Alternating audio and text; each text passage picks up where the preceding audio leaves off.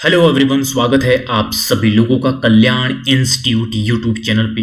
इस चैनल के माध्यम से हम बीएड पाठ्यक्रम का विश्लेषण कर रहे हैं और आज हम इस वीडियो के अंतर्गत मात्रात्मक आकलन और गुणात्मक आकलन के संदर्भ में बात करेंगे, यानी कि क्वांटिटेटिव असेसमेंट और क्वालिटेटिव असेसमेंट के संदर्भ में बात करेंगे। ये जानेंगे कि क्वांटिटेटिव असेसमेंट का क्या अर्थ है, इसका मतलब क्या होता है, ये किस तरह से होता है और इसकी विशेषताओं को समझेंगे। और इसी तरह से जो क्वालिटेटिव असेसमेंट है, क्वालिटेटिव असेसमेंट का अर्थ को समझेंगे और इनकी विशेषताओं को भी जानेंगे। एक एक करके इस वीडियो के अंतर्गत हम इन सभी बिंदुओं के परिप्रेक्ष्य में समझने का प्रयास करेंगे, विस्तार पूर्वक जानने का प्रयास करेंगे। तो आप हमारे साथ इस वीडियो के अंत तक बनिएगा, जिससे कि आप बड़ी आसानी से इस चीज़ को समझ पाएंगे। और अगर आप हमारे चैनल के माध्यम से बीएड पाठ्यक्रम से संबंधित अन्य वीडियोस को देखना चाहते हैं जो बीएड पाठ्यक्रम से संबंधित है, तो आप हमारे चैनल के प्लेलिस्ट में जाकर के जो बीएड नाम की जो प्लेलिस्ट होगी वहां से जाकर के आप देख सकते हैं। वहां पे आपको कंप्लीट विश्लेषण एक साथ मिल पाएगा। जो ये बीएड का जो पाठ्यक्रम होता है वो पाठ्यक्रम काफ़ी विस्तृत पाठ्यक्रम होता है, वो चाहे हम किसी भी यूनिवर्सिटी का क्यों ना देख ले। इसी चीज़ को देखते हुए हमने एक वेबसाइट बनाई है, वो वेबसाइट है kalyaninstitute.in। इस वेबसाइट के माध्यम से आपको कंप्लीट जो बीएड पाठ्यक्रम के नोट्स है हमारे, वो नोट्स आपको टाइप फॉर्मेट में मिल जाएंगे। वो कैसे मिलेंगे? जैसे आप इस वेबसाइट को गूगल पे सर्च करेंगे तो इस तरह की हमारी वेबसाइट है देखने में, तो मुझे उम्मीद है कि आपके लिए ये वेबसाइट काफ़ी उपयोगी रहने वाली है। तो एक बार आप इस वेबसाइट को जरूर विजिट कीजिएगा। आज के टॉपिक पे आते हैं। जो हमारा आज का टॉपिक है, यानी कि क्वांटिटेटिव असेसमेंट और क्वालिटेटिव असेसमेंट, जिसमें कि हम सबसे पहले ये जानेंगे कि क्वांटिटेटिव असेसमेंट है क्या, यानी कि मात्रात्मक आकलन है क्या। मात्रात्मक आकलन यानी कि जैसा शब्द से प्रतीत हो रहा है, इसमें मात्रा की बात की जा रही है, इसमें क्वांटिटी की बात की जा रही है। किस तरह से इसमें जो आकलन होगा वो आकलन संख्याओं के रूप में उसे प्रदर्शित किया जाएगा, यानी कि इसके अंतर्गत मात्रात्मक आकलन के अंतर्गत ये होता है जो हम विद्यार्थियों का आकलन करेंगे, उस आकलन को हम संख्याओं के रूप में पिरोते हैं, संख्याओं के रूप में हम प्रदर्शित करते हैं। इसमें किस तरह से लिखित परीक्षाएं आयोजित होती है, हम प्रश्न पत्र के माध्यम से ये जो आकलन है ये आकलन कर पाते हैं, जिसमें ये होता है इसके अंतर्गत। किसमें? मात्रात्मक आकलन में। इसमें पूर्व निर्धारित कुछ मानक होते हैं, उन पूर्व निर्धारित मानकों के तहत ये मात्रात्मक आकलन किया जाता है, जिसको संख्याओं के रूप में मापा जाता है। किस तरह से?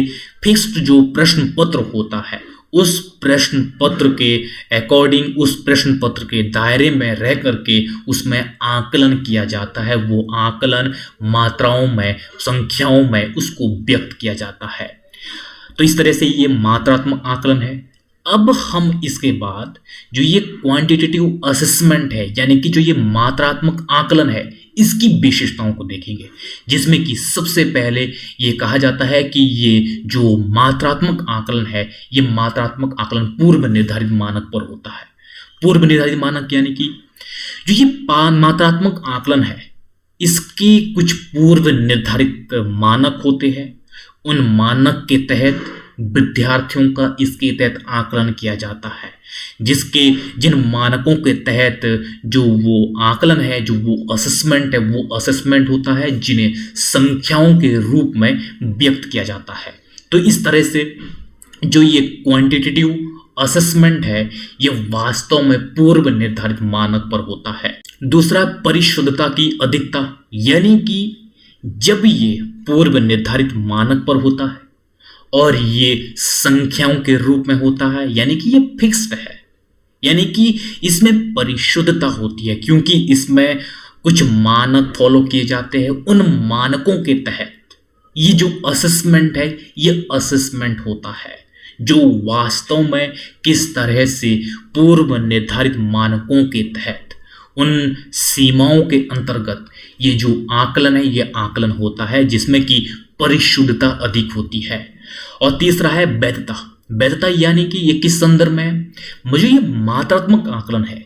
जब ये संख्याओं के रूप में इसको प्रदर्शित किया जाता तो वास्तव में किस तरह से ये एक जो आकलन होता है विद्यार्थियों का, वो आकलन इस तरह से होता है पूर्व निर्धारित मानकों के तहत, जो वास्तव में एक जिसे लिखित स्वरूप दिया जाता है, यानी कि जिसे हम संख्याओं के रूप में वास्तव में जब हम ये आकलन करते हैं, जो संख्याओं के रूप में हम इसको व्यक्त करते हैं, तो वास्तव में ये वैध होता है, क्योंकि इनको एक फिक्स जो संख्याएं हैं उन संख्याओं में इसे व्यक्त किया जाता है। इसी तरह से चौथा है विश्वसनीयता। विश्वसनीयता, जब इन्हें संख्याओं में किन्हीं संख्याओं के रूप में जो ये आकलन है और पूर्व निर्धारित मानकों के आधार पर होता है, तो इस तरह से ये विश्वसनीय भी होता है, क्योंकि इसको हम संख्याओं के रूप में व्यक्त करते हैं, इसकी वैधता होती है और ये पूर्व निर्धारित मानकों पे होता है, तो इस तरह से ये विश्वसनीय भी होता है। तो इस तरह से ये मात्रात्मक आकलन है, यानी कि क्वांटिटेटिव असेसमेंट है, इसकी ये विशेषताएं हैं। अब हम इसके बाद ये समझेंगे कि गुणात्मक आकलन है क्या, यानी कि क्वालिटेटिव असेसमेंट ये है क्या, और इसकी विशेषताएं समझेंगे। इसमें कि ये जो गुणात्मक आकलन है, ये गुणात्मक आकलन इस तरह से होता है, इसमें विद्यार्थियों के जो कौशल होते हैं उन कौशल की गहराई से ये आकलन किया जाता है। किस तरह से वास्तव में जो विद्यार्थी का जो व्यक्तित्व है, उस व्यक्तित्व को बड़ी गहराई से इसके अंतर्गत उसका आकलन किया जाता है। वास्तव में जो बच्चे की, जो विद्यार्थी की जो गुणात्मक विशेषताएं हैं, उन गुणात्मक विशेषताओं को ही इसके अंतर्गत मापा जाता है, इसके अंतर्गत उसका आकलन किया जाता है।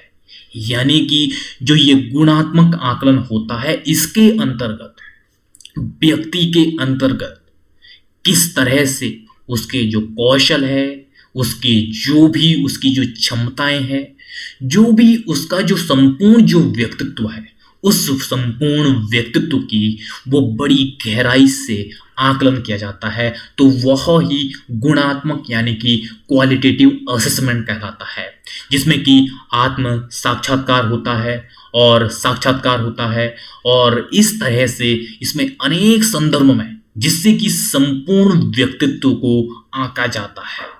तो इस तरह से ये क्वालिटेटिव असेसमेंट है, यानी कि गुणात्मक आकलन है।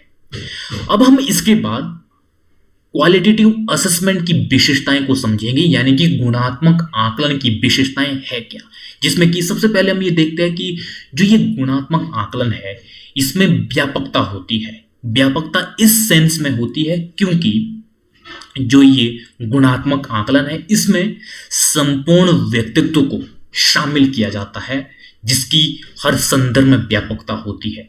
वो आकलन के संदर्भ में होती है, इस संदर्भ में क्योंकि हर एक एस्पेक्ट्स जो एक व्यक्ति के व्यक्तित्व के विकास के लिए वो इम्पैक्ट डालते हैं उसमें, और उन सभी को इसके अंतर्गत कवर किया जाता है। किस तरह से उसका जो व्यक्तित्व है, उन संपूर्ण व्यक्तित्व का जो आकलन किया जाता है, और वो भी बड़ी गहराई के साथ। तो इस तरह से इसमें व्यापकता होती है।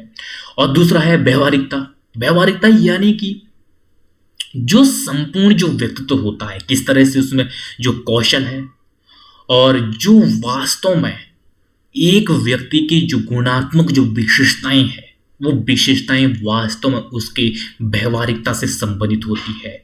किस तरह से उसका जो कौशल है, संपूर्ण जो व्यक्तित्व है, उन सब को जो गुणात्मक आकलन है, गुणात्मक आकलन में उन सब को बड़ी गहराई से उन सब का इवैल्यूएशन किया जाता है।